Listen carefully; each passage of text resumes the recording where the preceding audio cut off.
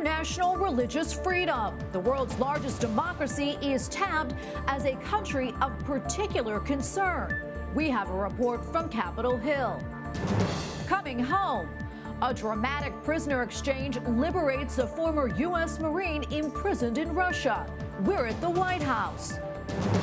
Hostile UN, how an activist has worked to exclude pro-lifers at the World Body. And vocation of families. The Holy See promotes the call to holiness within the domestic church. We're in Rome. On EWTN News Nightly for Wednesday, April 27th, 2022.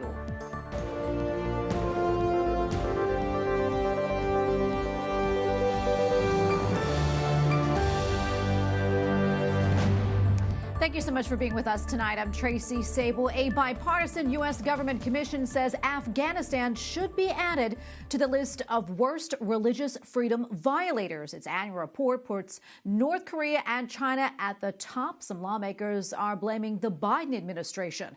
Capitol Hill correspondent Eric Rosales reports. Eric? Well, Tracy, the report was done by the U.S. Commission for International Religious Freedom, and it found that the conditions have really deteriorated in Afghanistan after President Biden decided to withdraw troops from the country some 8 months ago. So I asked Senate Minority Leader Mitch McConnell on the effects that this has had on the rights of religious minorities. They're certainly to blame for the precipitous withdrawal from Afghanistan, which obviously seems to have made it possible for the Taliban to resume their previous behavior.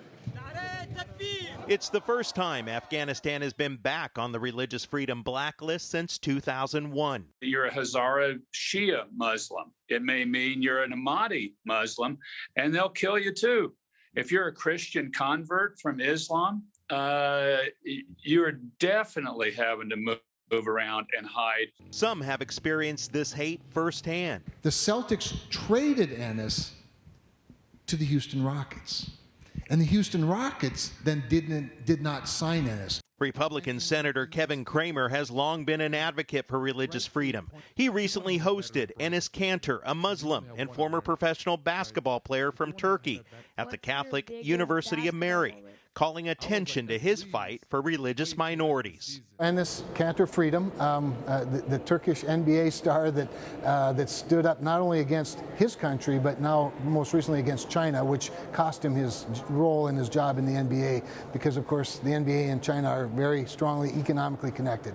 According to the report, besides China, North Korea is high on the list due to serious religious freedom violations. But the effort to bring change continues. Former Ambassador for International Religious Freedom Sam Brownback is currently in Guatemala, organizing a religious liberties conference. He hopes the report will encourage countries to get better. I think without this, you're going to see the continued bad actors get worse, and countries that aren't particularly bad actors decline. An interesting fact is that India, the world's largest democracy, made the Commission's list as a country that should be concerned about. But India's officials are actually protesting that from being on that Commission's list. At the Capitol, Eric Rosales, EWTN News Nightly. A nonpartisan nonprofit research group monitoring the United Nations says the organization is blocking pro-life groups from official proceedings. The Center for Family and Human Rights, also known as CFAM, has filed an official complaint about what it says is blocking of pro-life views from UN proceedings. CFAM also says it is concerned about a potential UN resolution on hate speech, saying that it could be used to target Christians. Joining me now is Austin Ruse, president of CFAM and author of the book Under Siege, No Finer Time to Be a Faithful Catholic. Austin, welcome. Thank you so much for your time today. We really appreciate it. Tell us more about the UN and how it's restricting pro-life groups. Well, pro-lifers have been active at the UN level now since 1994, when John Paul II asked people of faith to go to the Cairo Conference on Population and Development. Over the years, a number of pro-life groups have gotten involved, including my own, and we've gotten official UN accreditation. One of the things that we've been able to accomplish all these years is blocking a global right to abortion. And because of that, the people in power have attempted to keep us out of certain meetings. The most recent one was the Commission on the Status of Women, which was a 2-week negotiation that happened last month, and they blocked us from participating in what are known as parallel events. We have participated in parallel events now for 25 years, but they blocked us this time along with every other pro-life organization that applied for participation. And as we mentioned, you filed an official complaint. Can you talk to us more about that, and have you heard anything about it? Well, we filed a complaint and sent it to the Secretary General, also to the head of this organization called UN Women. UN Women is a UN agency, $1 billion a year UN agency, which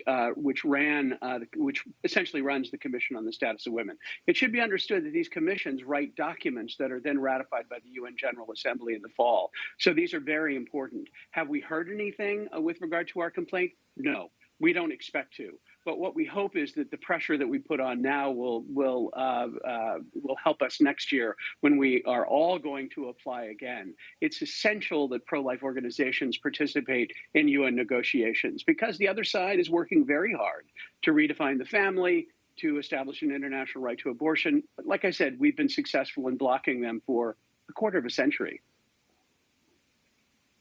And something else we also mentioned, the UN is considering a resolution on hate speech. I know that you've raised concerns about the current language. What does it say exactly, and why do you fear it could be used against Christians? Well, you know, there's an effort to initiate hate speech legislation all over the world, including in the United States. And the idea is that anything critical that you may say about the LGBT movement or gender ideology in general can be punishable. The UN expert on LGBT issues last year called for member states to criminally penalize critics of the LGBT movement or gender ideology in general. There is a resolution that is now kicking around UN member states. I think we're going to be able to kill it. But the fact that it is actively being considered is very concerning because it will target specifically conservative and Christian criticism of gender ideology. I mean, the Holy Father himself has called it ideological colonialism. So potentially the Holy Father could run afoul of the UN human rights apparatus. So something I want to get your take on. As you well know, the World Health Organization, which is an agency of the United Nations, treats abortion as, quote, health care. I want to get your thoughts on that and also what your group is doing to advocate for the unborn. Well, yes, virtually every aspect of the United Nations believes that abortion is health care. This is the UN bureaucracy, the World Health Organization, the UN Population Fund, UNICEF, so on and so forth. Where they have not been able to advance their cause is in the UN General Assembly. Why is that? Because pro-life organizations have been sitting in UN negotiations now for 25 years, working with UN delegations to block such efforts. There's a document that is about to come out with regard to the Commission on Population and Development. It will be a clean document in terms of abortion and reproductive health. We lose when it comes to the bureaucracy that has billions of dollars to spend. Where we win is when we are actually in the room negotiating. And that's the importance of pro-life and pro-family groups being present at the United Nations and why your viewers should care deeply about what is happening at the United Nations.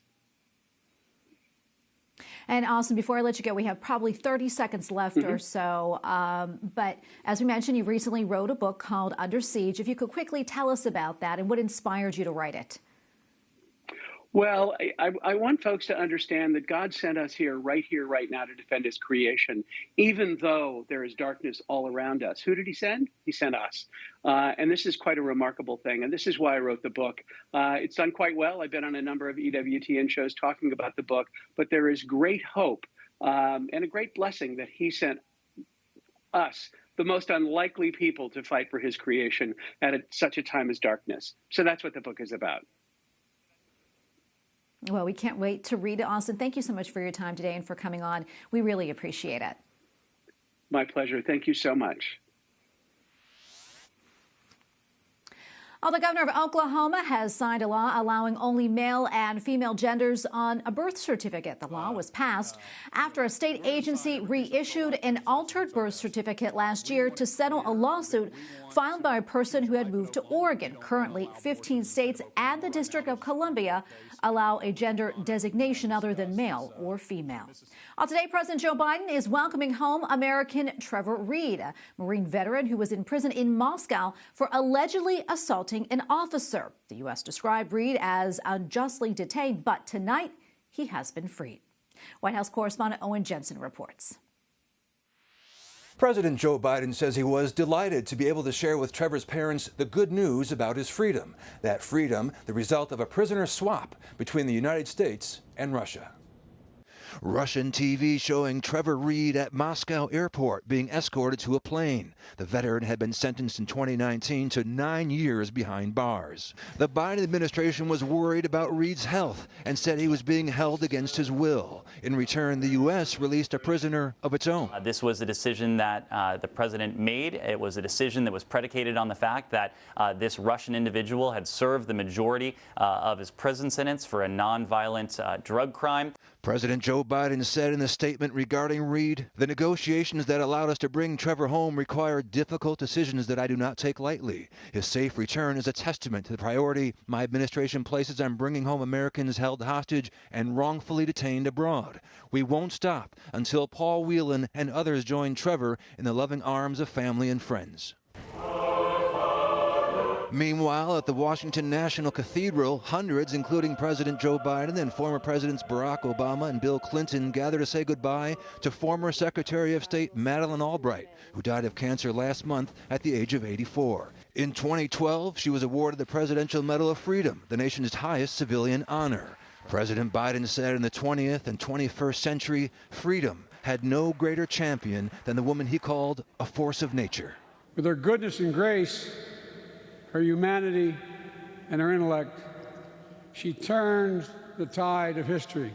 Separately tonight, as the war in Ukraine continues, Russian President Vladimir Putin says his goal in Ukraine will be achieved. And today, the White House released a statement saying that next week, President Biden will travel to Alabama to visit a Lockheed Martin facility which manufactures Javelin anti-tank missiles that the White House says are helping Ukraine defend itself against the Russian invasion. At the White House, Owen Jensen, EWTN News Nightly. Coming up, an internationally recognized doctor provides an update on human suffering in Sudan. Plus, Pope Francis says the faithful should rediscover one book in the Bible. We'll explain.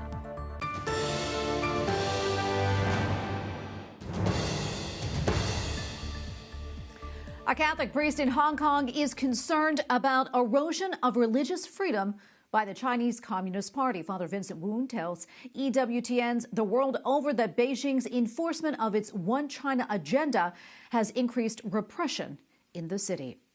Puerto Rico is holding a public hearing on a pro-life bill to ban abortions after 22 weeks. Among those who testified were mothers of surviving premature babies. A Senate committee has already passed the measure by a 2/3 margin. Currently, there are no term limits on abortion in the U.S. territory. Well, Sudan remains in political and economic turmoil 6 months after the military staged a coup. Meantime, neighboring South Sudan is experiencing both severe food shortages and a rise in violence. Our next guest has a unique perspective on the situation in both countries.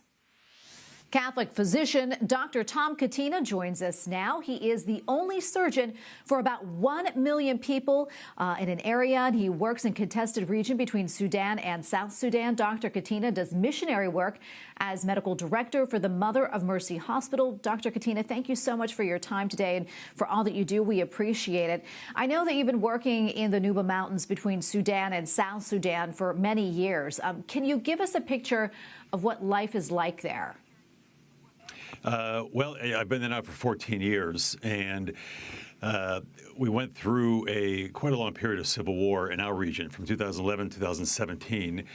It's a bit better now. We have a ceasefire in place for the past few years, although when I was just coming out from Nuba last week, there are a lot of rumors that the fighting will start again. So we'll see what happens. We're very busy at the hospital. We're treating people from all over the mountains, and now with the improvement in the situation with the north, we're taking people from all over Sudan. So Khartoum, Darfur, all over the place. We're very, very busy. Wow. If you don't mind, can you tell us how your faith guides your work, and then also, what brought you to that region? Mm-hmm. Well, I think I'm a Catholic lay missionary, and now I've been in Africa 22 years. And I think certainly without my Catholic faith, I would not have stayed there. The work is very challenging. It's very gratifying and rewarding, but it's very difficult with a lot of frustrations. And I think without faith, I don't think I would stay in the work. It's we have a lot of disappointments, a lot of bad outcomes, and I think my faith is what has kept me there in the field for so many years. Yeah, and as we mentioned, you're the surgeon for about 1 million people. That has to be overwhelming at times. How do you keep on going? Mm-hmm. Well, I think there are two things. One is when you're there and you see the need and you see how much work you have to do, you just don't allow yourself to stop. I think all of us has tremendous potential that we don't tap into in our normal lives. But I think when you're kind of forced and pushed into it, I think we have a lot of potential that we can unlock and use to the betterment of the people that we're serving. And I think, as I alluded to before, I think my faith I take very seriously. The commands of Christ to take care of the least of my brothers and sisters, I take it in a very literal sense, and I just try to remember that to keep pushing ahead with the work. Yeah, and we here in the United States, we're used to excellent medical care. We have access to a lot of it. I know it's very different there. Talk to us about the impact the hospital has had on the region. Mm-hmm. Well, we're the referral hospital for an area the size of Georgia. And as I was saying before, we're now getting people from outside that region. I think we're getting people coming from the capital city of Khartoum to our very isolated rural place. So to put it in, say, an American context, it'd be like if you had a hospital in very rural Nebraska, you'd have patients coming from Los Angeles for treatment. So I think we've certainly transformed medical care in the Nuba Mountains, but also in terms of an outreach, I think it's been a huge boon to the Catholic Church.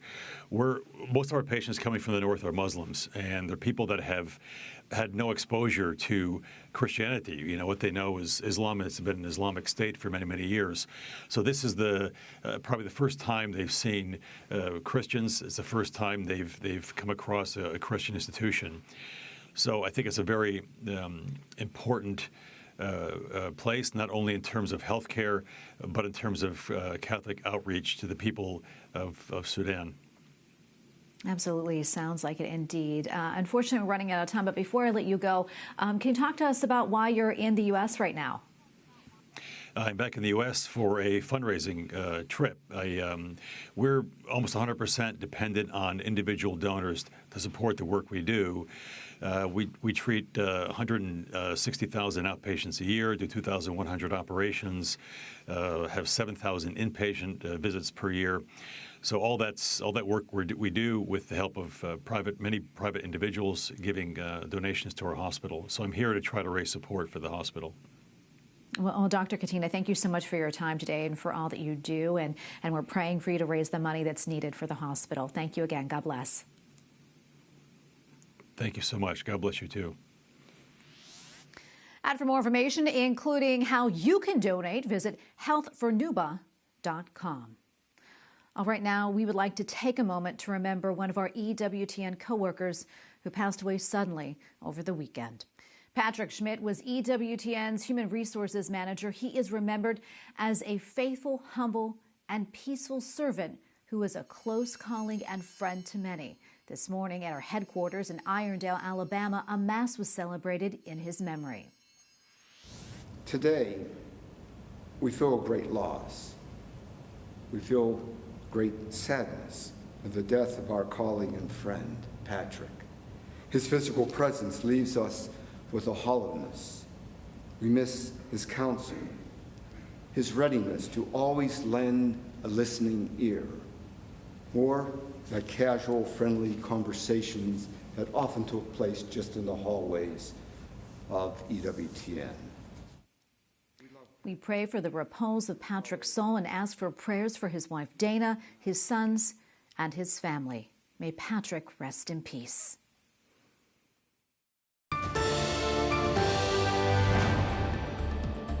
Preparations are in the final stages for the World Meeting of Families in Rome. Postponed for 1 year because of the pandemic, the meeting takes place in June with the theme Family Love, a Vocation and a Path to Holiness. St. John Paul II created the initiative back in 1994. The previous World Meeting of Families was held in 2018 in Dublin, Ireland. Joining us now from Rome is Andreas Thonhauser, EWTN Vatican Bureau Chief. Andreas, great to see you as always. Can you tell us more about the World Meeting of Families happening in Rome in June? Sure. Thank you, Tracy. In exactly 8 weeks from now, Rome will be the host city to the 10th World Meeting of Families. And EWTN will be a media partner for the event, covering it in 4 languages live from St. Peter's. The main organizers are the Vatican Dicastery for the Laity and the Vicariate or the Diocese of Rome. They asked EWTN to help bring the message of the meeting to all continents, which we'll happily do. Family love, a vocation and a path to holiness. This is the theme, Tracy, for the World Meeting, chosen by Pope Francis himself. Because of COVID, the meeting had to be postponed for a year and is now taking place in Rome only for a limited amount of delegate families from across the world. All others are invited to join remotely through the parishes and communities wherever they live. There will be a so-called Feast of the Families, a 2-day conference, and a festive final Mass with Pope Francis. The families will be sent back into their home dioceses after the Angelus on Sunday. Everyone can already make themselves acquainted with the catechesis, so the talks that will be held during this conference online on the website of the World Meeting. And because of this close partnership between our network and the diocese, I'm also standing here inside the beautiful Lateran Palace, the seat of the Vicariate of Rome. And this room here is right next to the bedroom of the Holy Father. As the Bishop of Rome, he has his official quarters not only in the Vatican, but also here as well. The Diocese of Rome invited us to do a Roman Nights event here. And Andreas, talk to us a little bit more about that. I understand another panel discussion of Roman Nights is taking place. So yeah, EWTN Roman Nights is all about bringing people together and share an inspiring evening about topics related to life and faith. Tonight, we're talking about communicating the gospel in our modern times. And Tracy, we have a fantastic panel. The idea of Roman Nights is really to have people with different backgrounds sharing their experiences. So tonight, we have a media manager, an art historian, and a priest and professor, all 3 of them inspiring personalities with a strong communications background. I'm really looking forward to this. It will be available online on our YouTube channels, and a summary will be shown in the next Vaticano episode, the weekly show we produce here from Rome. And to be honest, I am a little bit nervous tonight, Tracy, because one of the panelists is our CEO and chairman of the board, Michael Warsaw, who has been in Rome for other matters and was so kind to agree to be on the panel as well. He's also my boss, so this better go well. I'm sure it will go wonderfully. I want to talk about where you are again. You mentioned you're at the Lateran Palace. So give us a little bit of an idea of its historical importance.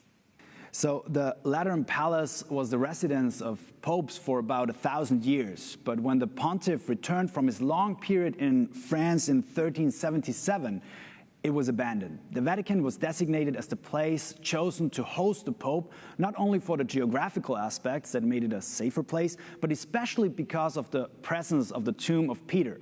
The Lateran Palace is next to the Basilica of St. John the Lateran, and now it houses the Historical Museum of the Papal States, the offices of the Vicariate of Rome, and the apartment of the Cardinal Vicar of the Pope for Rome and the district. Right here in 1929, in the Hall of the Conciliation, a very important historical event took place. It was the signing of the Lateran Pacts, whose signatories were the head of the Italian government back then, Benito Mussolini, and the Secretary of State of Pope Pius XI, Cardinal Gaspari. An event that for the Vatican meant the independence and sovereignty of the Holy See, as well as important privileges granted to the Church. Well, Andreas, thank you so much. We appreciate it. Andreas Thonhauser, EWTN Vatican Bureau Chief. Thank you again. Thank you, Tracy. Finally tonight, Pope Francis says there is a book in the Bible that's often overlooked. Quando la giovinezza ridà entusiasmo agli anziani. At his weekly talk to pilgrims at the Vatican, the Holy Father urged the faithful to reread the book of Ruth, saying that it holds valuable teaching on how different generations can work together to strengthen families. We thank you for watching tonight. For the entire EWTN News Nightly team, I'm Tracy Sable. Good night and God bless.